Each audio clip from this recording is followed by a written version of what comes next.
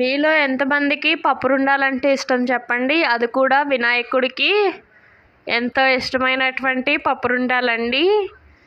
తినడానికైతే చాలా బాగుంటుందండి. నాకైతే ఆ మధ్యలో రైస్ ఉంది కదా, రైస్ ఫ్లోర్ది, అదైతే చాలా ఇష్టం అన్నమాట. చేసుకోవడం కూడా చాలా తేలికండి. ఇప్పుడు నేను గ్లాసున్నర పెసరపప్పు అయితే కాసేపు నానబెట్టుకుంటున్నానండి. ఒక 5-10 నిమిషాలు అంతే చాలండి. దీంట్లోకి 5 గ్లాసుల బియ్యం అయితే నానబెట్టుకోవాలండి రాత్రంతా. పప్పు అనేది అప్పటికప్పుడు నానబెట్టుకోవచ్చు, కానీ బియ్యం అనేది ఒకరోజు నానబెట్టుకోవాలి. ఎందుకంటే తడిపిండి అనేది కావాలన్నమాట, మిల్లు కాడించుకోవాలి తడిపిండి. ఇగోండి ఇట్లా వాటర్ వేసి కడిగి శుభ్రంగా అయితే నానబెట్టుకోవాలి. ఒకసారి కడిగేసుకోవాలండి పప్పును. అది ఇప్పుడు ఆ పప్పుని ఒక దలసరి గిన్నెలో వేసి స్టవ్ ఆన్ చేసి నీళ్లు ఎసరికి పెట్టుకోవాలండి. బియ్యానికి ఎట్లా పెట్టుకుంటారు ఇది కూడా అట్లాగే పెట్టుకోవాలి. వాటర్ మొత్తం బాయిల్ అయిన తర్వాతే పెసరపప్పు అనేది వేయాలి. ఇట్లా మధ్య మధ్యలో కొంచెం కొంచెం తిప్పుతూ ఉండాలండి. పప్పు ఇట్లా ఉడుకుతుందండి. మొత్తం నురగంతా అట్లా పైకి వస్తుంది కదా, అట్లా ఉడికి పప్పు మొత్తం ఉడికిపోవాలి బాగా.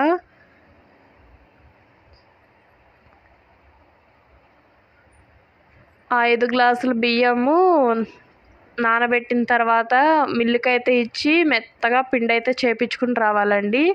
ఇప్పుడు పప్పు అయితే ఉడికిపోయింది. దాంట్లో ఈ పిండి అనేది కొద్ది కొద్దిగా వేసుకుంటూ కలుపుకోవాలండి. ఈ పిండి వేయడానికి మాత్రం ఇంకొకరు సహాయం అయితే తీసుకోవాలన్నమాట. ఒకరు తిప్పుతూ ఉంటే ఒకరు పిండి అనేది వేస్తూ ఉండాలి, లేదంటే గడ్డలు బాగా కట్టేస్తాయి. బాగా గడ్డలు కడుతున్నాయి అని చెప్పి మీరేమీ దిగులైతే పడవలసిన అవసరం లేదండి. ఆ గడ్డలే దీంట్లో ఎంతో టేస్టీగా ఉంటాయి అన్నమాట. పప్పురుండాల్లో చాలా బాగుంటాయి బియ్యం పిండితోవి. నాకు అవి తెల్లవే ఇష్టం అన్నమాట. గడ్డలు వేడివేడిగా దాంట్లో నెయ్యి వేసుకొని తింటే ఉంటుంది, ఆహా అనాల్సిందే. పప్పు ముద్దపప్పు ఆవకాయ ఎట్లా కాంబినేషన్, దీంట్లోకి నెయ్యిను పప్పురుండాలు కూడా అంతే కాంబినేషన్ అండి. చాలా బాగుంటుందండి. ఒక్కసారి ట్రై చేయండి మీరు కూడా. ఇప్పుడు దీంట్లోకి కేజీ బెల్లం అయితే వేసుకోవాలండి. ఇది మొత్తం ఉడికేసరికి కేజీన్నర అయితే అవుతుంది అన్నమాట. సో దానికి కేజీ బెల్లం అయితే వేసుకుంటే సరిపోతుంది. ఎందుకంటే మరీ తీపి తక్కువ ఉన్న పప్పురుండాలు అనేది అస్సలు బాగోదు. కొంచెం తీపి ఎక్కువే ఉండేటట్టు చూసుకోండి. చాలా బాగుంటుంది రెసిపీ, ఒక్కసారి ట్రై చేయండి. నేను ఈ మొత్తం కౌంట్ చేసే చెప్పానండి, కేజీ అనేసి బెల్లం.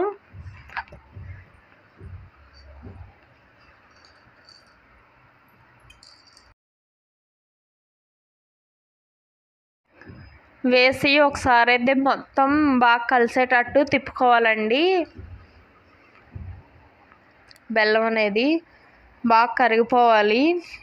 బాగా కరిగిపోయి ఇప్పుడు జామ్కి ఎట్లాగైతే థిక్గా అవుతుందో అట్లా ఎంతవరకు తిప్పుకోవాలి. ఇప్పుడు బెల్లం వేసాం కదా, కొద్దిగా జోరు అనేది అయిపోతుంది అనమాట. ఈ మిశ్రమం అనేది బాగా గట్టిపడాలండి. అప్పుడైతేనే పప్పురుండాలు అయినట్టు లెక్క.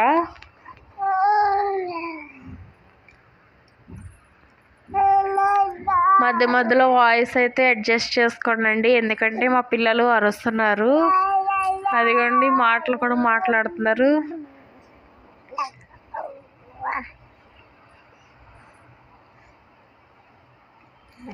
మొత్తం కలిసేలా తిప్పుకోవాలండి. అప్పుడైతే చాలా టేస్ట్ అనేది వస్తుంది అనమాట. పప్పురుండాలు అనేవి ఒక్కసారి తిన్నారంటే దానికి ఫ్యాన్ అయిపోతారనమాట. చాలా బాగుంటుంది ఇదైతే. ఒక్కసారి ట్రై చేసి మీకు ఎలా కుదిరిందో మాకైతే కామెంట్ చేసి చెప్పండి. ఈ రెసిపీ కనుక మీకు నచ్చినట్లయితే please like, share, subscribe for my YouTube channel. Thanks for watching. Please do watching.